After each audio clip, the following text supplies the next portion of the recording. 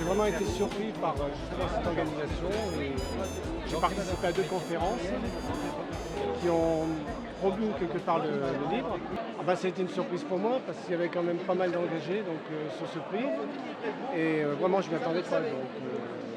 On m'a fait la grosse surprise de me mettre dans les rangs devant, dans les rangs réservés. Et quand on m'a appelé, j'avais juste le courage de me lever un petit peu, quoi. Surtout que c'est un ouvrage qui parle de la vie de mon père, ce qu'il a subi en Turquie pendant la période de 1915 jusqu'en 1924. Donc cet ouvrage s'arrête en 1924 à l'arrivée de ma famille à Marseille.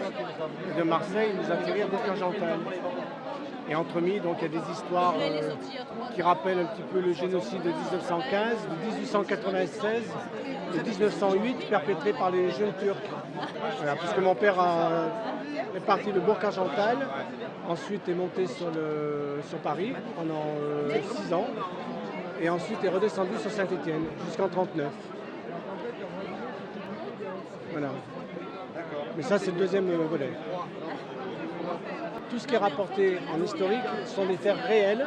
Bien sûr, je m'en suis inspiré pour faire le roman, Je me suis inspiré pour faire le roman.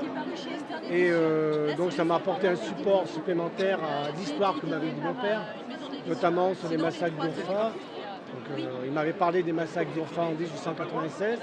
Donc, j'ai été chercher sur Gallica, d'ailleurs Gallica qui est une source numérique de bibliothèque. Je me suis renseigné sur ce qui s'était passé là-bas. Donc j'ai recherché les auteurs qui avaient parlé d'Urfa, les vestiges en quelque sorte, des archives plutôt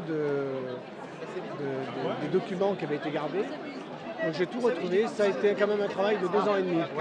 Le tome 2 est intitulé Le Retour interdit. Pourquoi? Parce que c'était la mention qui était marquée sur les passeports, les passeports arméniens. En fait, ils quittaient leur pays, ils avaient été chassés de leur pays. Et en accord avec les douanes françaises et les douanes turques, sur les passeports était marqué Retour interdit, c'est-à-dire que pour eux la porte était fermée.